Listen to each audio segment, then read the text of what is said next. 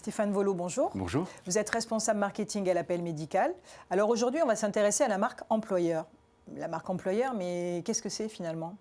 La marque employeur, c'est l'image de marque qu'une entreprise ou un établissement de santé souhaite communiquer auprès de ses collaborateurs ou des futurs salariés de son établissement de santé. On parlera de valeurs, de culture, de réputation. Ce qui se fait dans l'établissement de santé se voit à l'extérieur. Donc ça, c'est très important. Pour la 7e année consécutive, les Randstad Awards publient une étude très exhaustive sur le sujet. Cette étude, elle s'est organisée comment et finalement, quelles en sont ses conclusions pour 2016 ?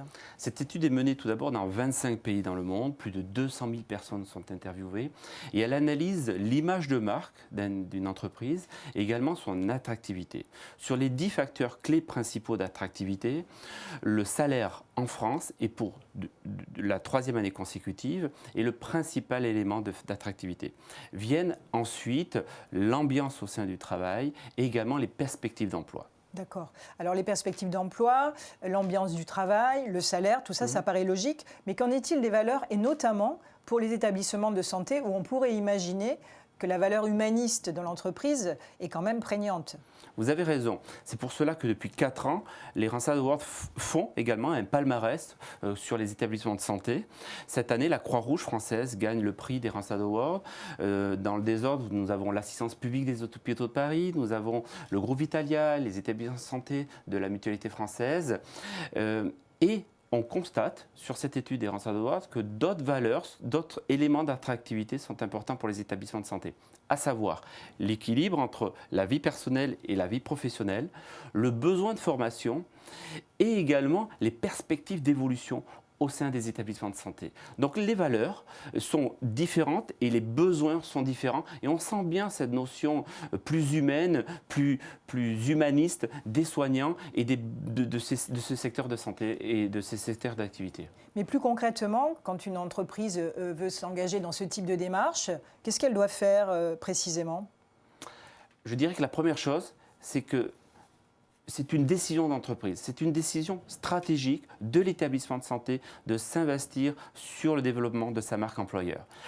Il y a 4 étapes majeures. La première, c'est de faire un état des lieux. Quels sont les éléments que je propose à mes salariés et à mes futurs salariés? La deuxième, c'est d'aller un peu plus dans le détail par rapport aux différents types et corporations au sein de l'établissement, à savoir les personnels administratifs, les personnels soignants, les médecins. Connaître exactement quels sont leurs besoins. La partie importante, et ce qui sera la 3e, est de communiquer. Communiquer sur les avantages de mon établissement par rapport à mes collaborateurs et à mes futurs collaborateurs. Et le dernier point sera de maintenir cette action de développement de la marque employeur sur le temps, car la guerre des talents n'est pas uniquement sur les 6 prochains mois, mais c'est bien une guerre qui est sur les prochaines années pour attirer les meilleurs talents au sein de son établissement de santé. Alors vous dites une guerre qui se mène sur des années, mais qu'en est-il à l'heure de l'immédiateté, à l'heure des réseaux sociaux, où tout se dit, tout se répand à une grande vitesse, où il faut tout contrôler.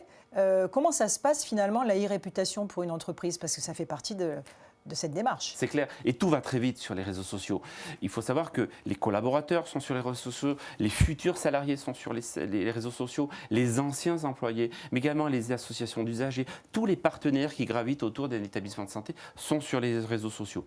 Ils communiquent, ils partagent, ils discutent et un établissement de santé se doit d'être sur les réseaux sociaux pour participer, alimenter cette conversation et le cas échéant, modérer également, donc répondre, apporter des réponses à ces personnes-là. Donc oui, l'e-réputation est essentielle. Il ne faut pas oublier néanmoins les éléments traditionnels de la marque employeur qui sont la formation, investir également sur le cadre de travail, investir sur les avantages sociaux qu'une entreprise, qu'un établissement de santé peut proposer à ses salariés. Donc le tout entre les réseaux sociaux et les éléments traditionnels contribue à la marque employeur. Bien, alors Stéphane Volo, merci de ces échanges. On aura bien compris que la marque employeur aujourd'hui est une démarche incontournable pour toute entreprise qui veut la valoriser et surtout être attractive auprès de ses futurs employés. Vous avez tout à fait raison. Merci beaucoup. Merci.